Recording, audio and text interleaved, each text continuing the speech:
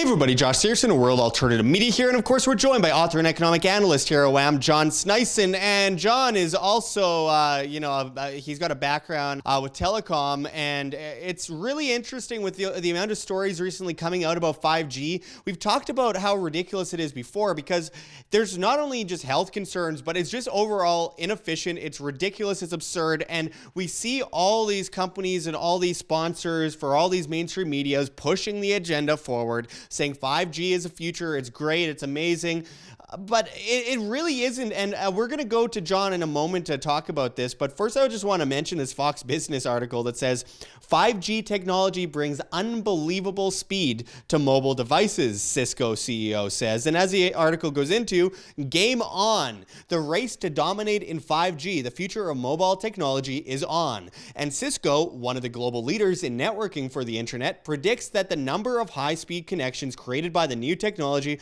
will produce the need for massive upgrades to network infrastructures. And I quote, "It'll be 400 million plus 5G connections by 2022, Cisco CEO Chuck Robbins said Friday to Fox Business's Maria Bartiromo while discussing its latest study on mobile networking.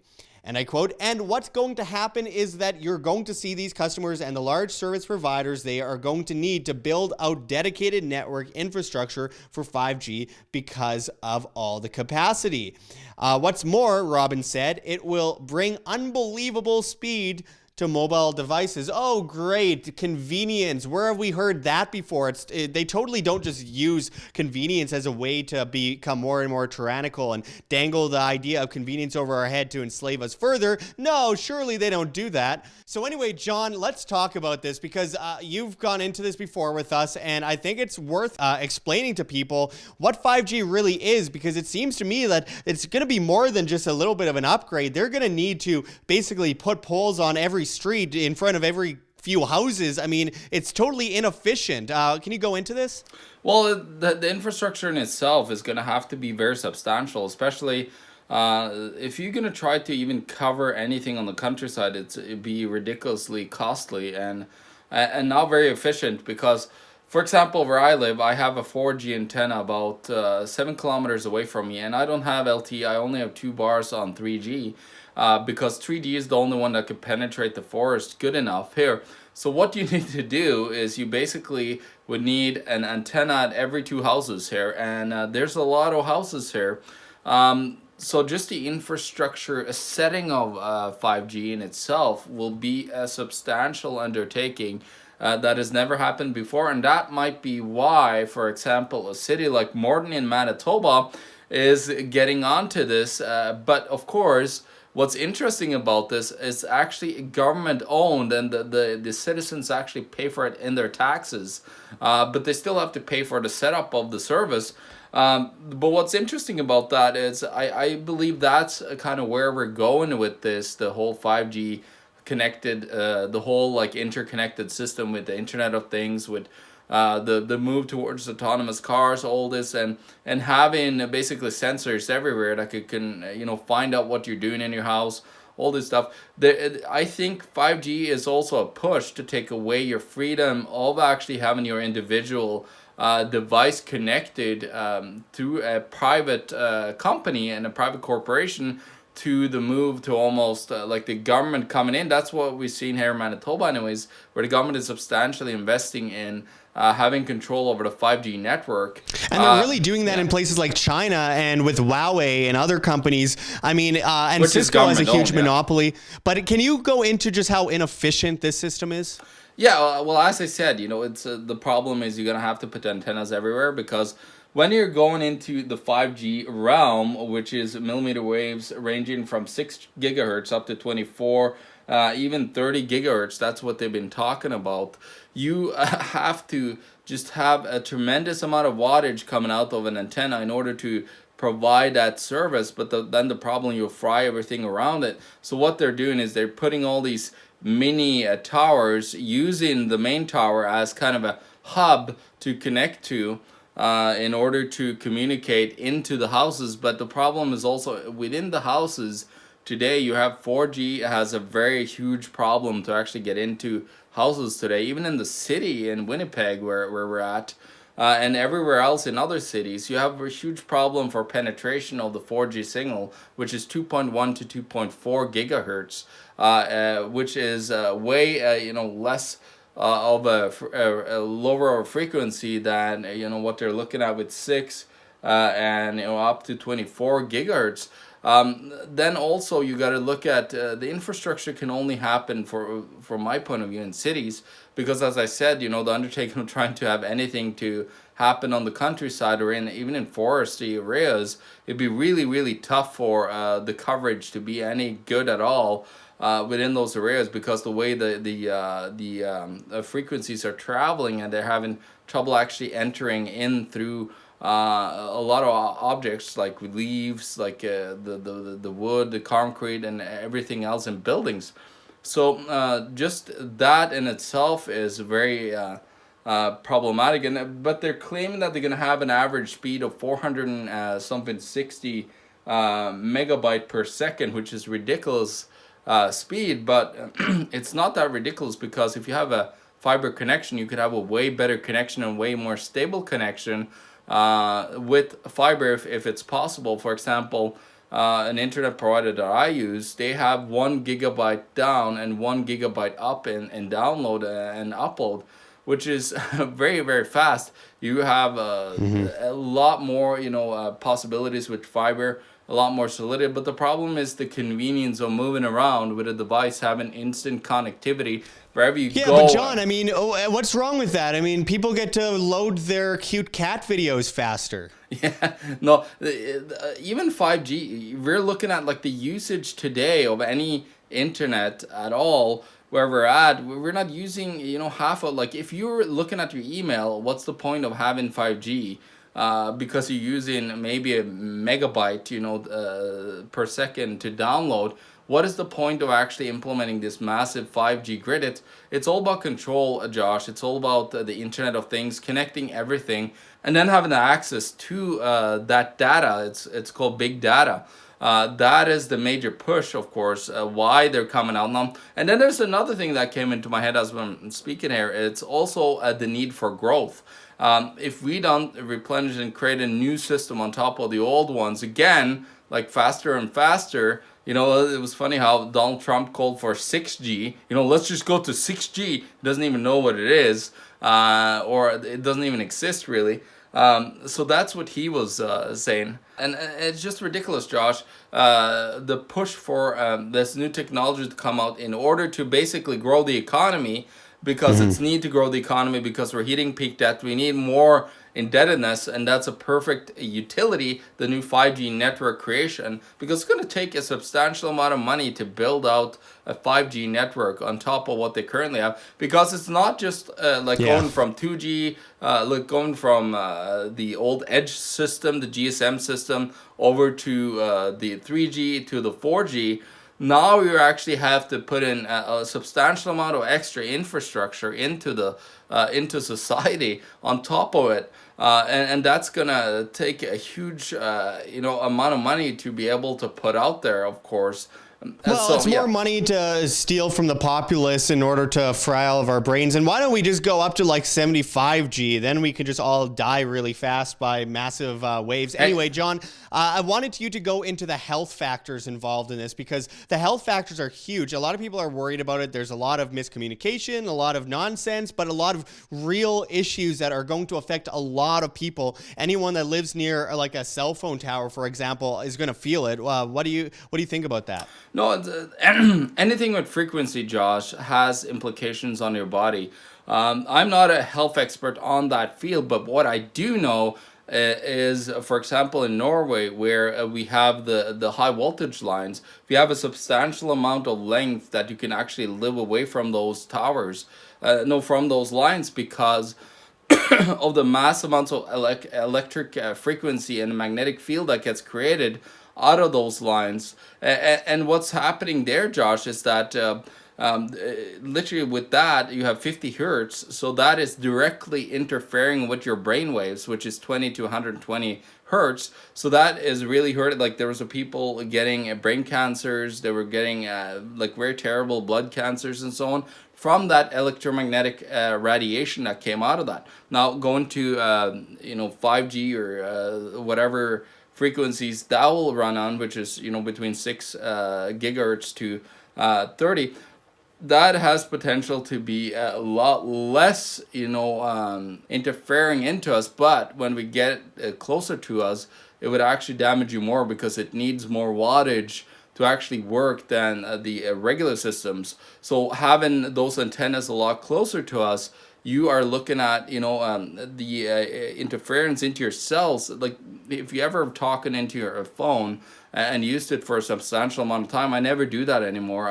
I used it for a long time, where I just put it straight up to my head. It just get really warm, and you get like almost like dizzy after a while when you talk on your phone, because the actual emitted wattage of the frequency that it takes to communicate to the tower, it goes through your brain and into your cells and distorts your cells. The radiation that comes out of the frequencies that the phones use. So that is. John, I've noticed that even like I barely ever get headaches, but when I do get them, I notice I'm always right next to a cell phone tower or something like that. And when I talk on my phone for long periods of time, I remember when I was younger, I had to stop doing it because I'd talk to a girl in my class when I was younger, right? And we'd go hours and hours talking on the phone, and then suddenly I'd have this massive shocking pain in the side of my head where my phone was. My ear would be super hot feeling. I'd feel just a terrible pain, and I get a headache. Yeah. And I mean, there's no excuse for that other than the fact that I had my phone up to my head for so long. I mean, there's a reason why they tell you to put your phone on airplane mode when you're on a plane. It's not just because it's going to somehow disrupt the airplane. It's because it will be searching for a network on an already highly radiated, machine, the airplane itself. Yeah, and it'll exactly. Cause you a lot of damage. Yeah, exactly. And what will happen then is it'll try to constantly shoot out radiation from itself, because it actually emits radiant frequencies to try to communicate, and through that it actually, if you've seen like your phone, if you had it around where it's bad connection, it actually uses a lot more energy, because it's trying to constantly communicate to a tower that it can't find. So you're seeing, that's a definite big thing as well, on top of the issues with having it close to your body. A lot of people wear their phones or have their phones close to their crotch area in their pockets. That is also there's been talks about testicular cancer and other things that have been just irritations from having your phone there. Even when I have my phone, if I do have it there, you could feel on your thigh, for example, how much it started to itch, and it started to get really hot down there. So it definitely does have a lot of health implications. Wait, John, are you saying that I shouldn't keep my phone in my underwear? Well, don't keep your phones laying in your boxer. That would be a terrible idea, laying on your balls. That would really probably not be a good thing over time, Josh, because that would definitely give you some kind of problems down there for sure. Not that I'm a health expert of any kind, but it's just the common sense. Rating your balls is probably not a good idea in general. No. Yeah. But anyways, when it comes to the health issues, I'm just thinking about myself, because anytime there's like a thunderstorm, for example, I think I know there's certain people that have a way of actually feeling frequency a lot more than others, and I believe I do, because when there's a thunderstorm, I get a severe headache from the frequencies of the thunderstorm that comes above me. And starts to intermit onto my neurons in my neural network, because that's what it is. You got to remember your little neurons that is up in your brain, they're actually emitting little electrical signals trying to communicate with each other, and that is getting disrupted when you have that intermittent frequency there, putting noise into your brain system, basically. Yeah. That's what it is. So it's I've seen that happen to you, John, before. I mean, last year we were driving around the United States, and we went through some insane lightning storms. In fact, we almost got struck by lightning at one point, struck right beside our vehicle as we were driving down the highway in the rain. And I remember you had a terrible headache. I was getting a bit of a headache as well, because I have a similar issue. issue, but Yeah, what's funny though is like I don't have headaches. You know, the people can say, "Oh, you must have migraine or something." No, I don't. I never really have headaches until there's actually like that emittancy of frequencies that are coming towards me, and when I'm around high voltage as well, because I'm in the field. I know a lot about this, and I could feel when you're close to something that emits a lot of electromagnetic frequency from its electromagnetic field when this current goes through the cable. That is, that exposure that you get is over time. Is not good for you. No matter what you try to say, that it's all fine or whatever, it can't be good. When you start to get itches, you start to get headaches, you start to feel warm. It can't be good to have that exposure for a very long time. As a matter of fact, Josh, I have been looking up a lot lately onto a lot of the equipment I installed, and this is an interesting tidbit that I just want to say right at the end here for the new LTE alarm systems that are coming out there that has an alarm communicator that uses the LTE cell phone signal. These actually say, please install the antenna at least 40 feet away from like have it operational at least 40 feet away from you.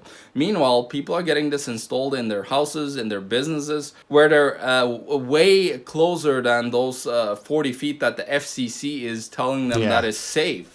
Distance. It's absolutely disgusting watching the amount of apartment buildings that utilize a space. I could see why they're doing it for convenience if they don't understand it. But we see these cell phone receivers on the top of these apartment buildings, and people live right on the other side. Sometimes there's children in the room right on the other side of the wall, and it's wrong, it's terrible, and people need to get educated on this. There's a reason why they shut off cell phone towers when they're being worked on, as you've seen, John. There's many reasons for avoiding severity of the massive high frequencies that come from being right next to these towers and being in the direct path of these massive waves. Yeah, and another last thing that I want to talk quickly about, there was a huge pushback in, I believe it was 2010 or 11, when they were talking about Witricity. It was all over TED Talks. Everybody was super excited about wireless electricity, but why hasn't it come out yet? We're like looking at 9-10 years down the road. It kind of got stalled because of the extreme concerns, because they had the high voltage lines that had problems, that gave problems to people, so people had to move away from them. Now you're literally implementing a huge electronic magnetic field. Your whole house will be the electronic magnetic field, constantly interfering with your body at any given moment, compared to having lines running in the walls and actually hiding a lot of that frequency within them. So it's definitely a huge time for concern when it comes to, and I'm not saying that to be a conspiracy theorist. I'm just saying that for my own concern, from everybody else's concern. If you ever gone through a naked body scanner that's actually using these millimeter waves that they're talking about, you will actually start to get a headache and not feel very good after you've been through one of them, because which is why you always opt out. Yeah, because unfortunately I've done it a couple of times before I got smart enough to actually understand that this was not a good idea.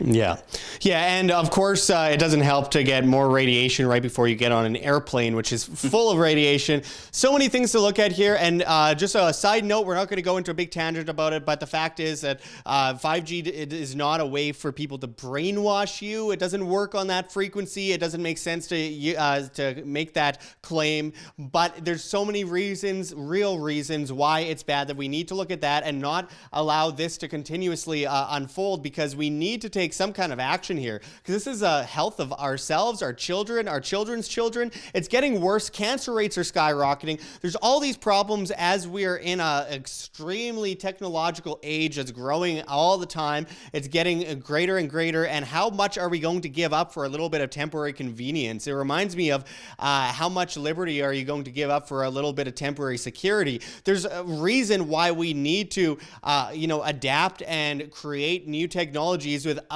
affecting our health and without forcing upon people this infrastructure that is inefficient, costs them a fortune, and hurts them.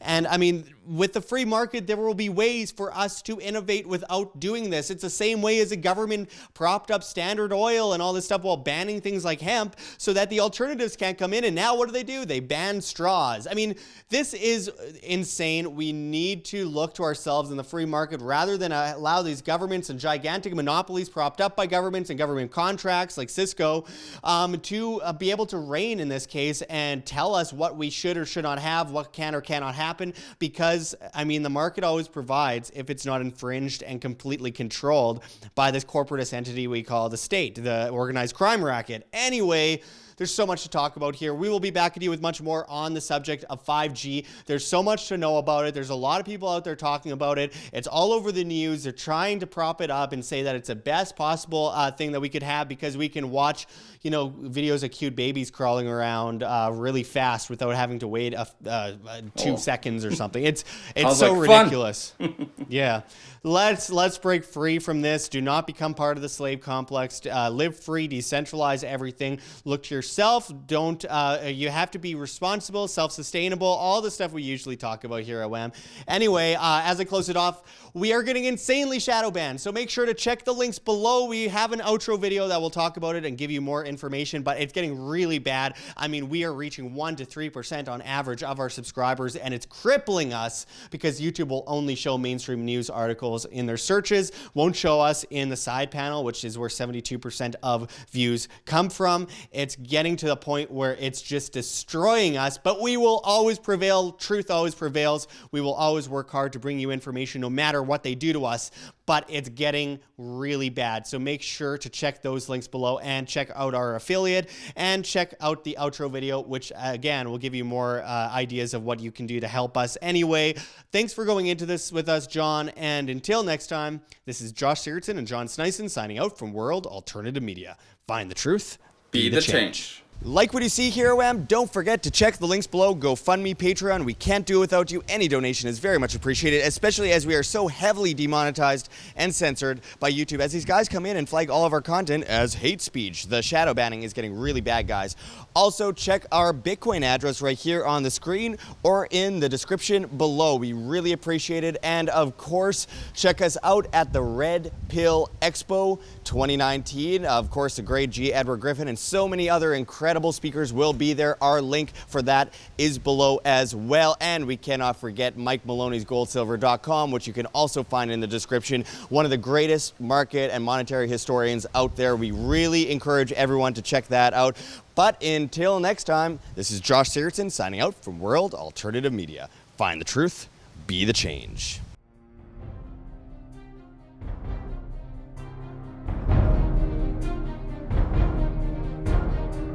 I'm sure you have already changed people's minds in your young age because you're involved, and I like that.